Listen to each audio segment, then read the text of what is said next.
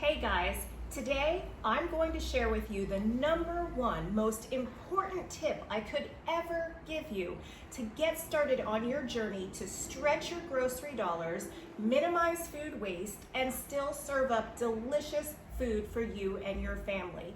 You won't want to miss this tip. You will start saving immediately if you just implement the most important stretch your kitchen guideline I could ever give you.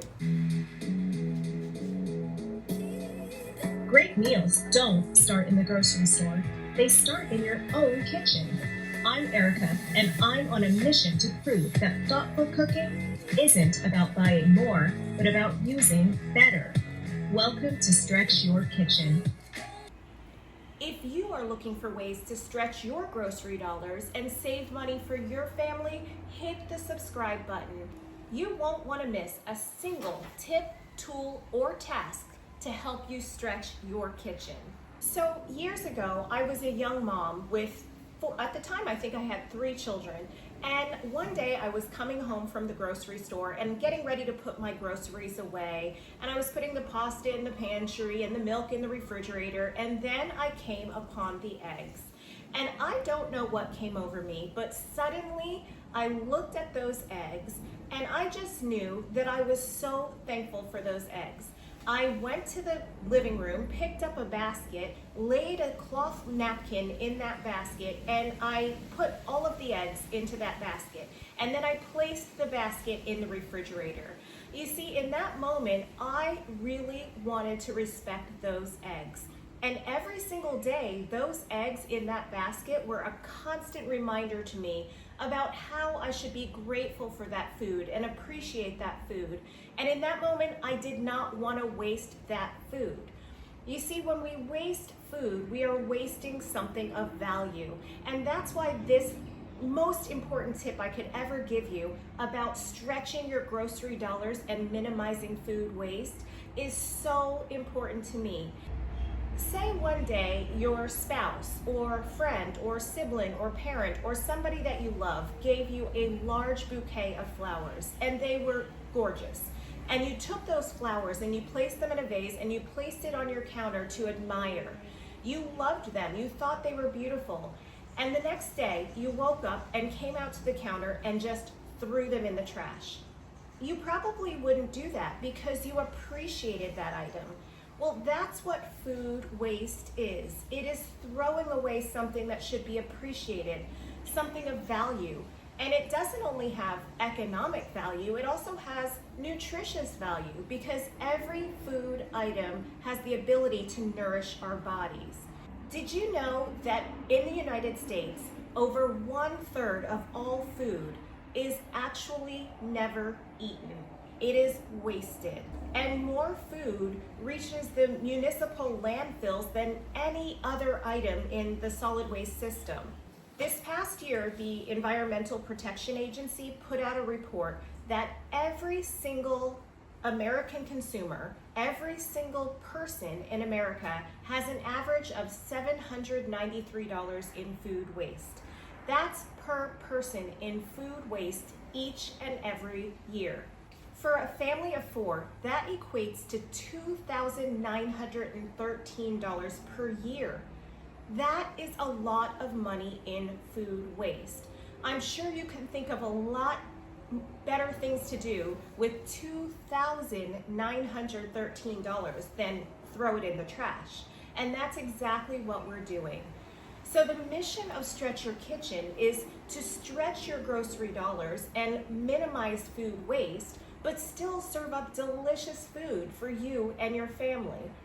For that reason, I honestly believe that the number one most important tip I could ever give you to save money and stretch your grocery dollars is to waste nothing. And that starts with one simple guideline, and that is to freeze everything. How many times have you cooked a meal only to have leftovers remain untouched in your refrigerator for several days? Or maybe you eat the leftovers the next day, but then you find yourself kind of tired of eating the same thing and you just throw them away. Let me tell you, I've been there. but I recognize the value in every single item I have on hand. Maybe you've gone out to eat, and certainly the portions are so large. So what do you do with the excess? Maybe you leave it on your plate, or maybe you bring it home with the intention of eating it the next day, and perhaps it gets lost in the back of your refrigerator. Here's a simple way to eliminate that waste and save money in the process. Freeze everything. In my house, I kind of have a rule of thumb.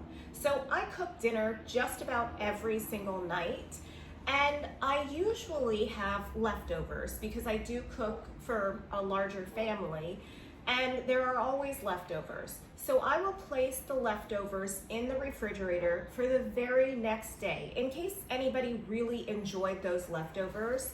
And so they're always accessible the next day. However, the day after that, I freeze everything. Leftover mashed potatoes, freeze them. Leftover vegetables, freeze them. Leftover pasta, freeze it. Leftover rice, freeze it. Do you know that you can freeze just about anything? And when you freeze everything, you are actually building up your own kitchen inventory. Suddenly, you will see that your grocery bills shrink because you're not needing to buy a lot of extra ingredients. You might have them on hand in your freezer. So the other day, I had some frozen mashed potatoes in my freezer that I had frozen from a previous meal. And that night, it just occurred to me how easy it would be to make a homemade gnocchi. Now, I've done that in the past, but when you are looking for a quick and easy dinner, your freezer becomes your best friend. I just took out those frozen mashed potatoes, let them defrost in the microwave on the turbo defrost setting, added a little bit of flour and 1 egg, mixed it all up, rolled it into a log, and cut it. It was the easiest, fastest way to make homemade gnocchi, and it cooks up in minutes. Do you know how much time I saved just by having those frozen mashed potatoes, not to mention the expense of buying it again? Gnocchi for the win, made with leftover mashed potatoes. So your freezer not only becomes a monetary asset for you, but it becomes almost your best friend in your attempt to cook up quick and easy and delicious meals for you and your family. Now, it probably sounds silly. You can't freeze everything. Well, no, there are a few things you can't freeze. Like, you can't freeze eggs in their shells, that is.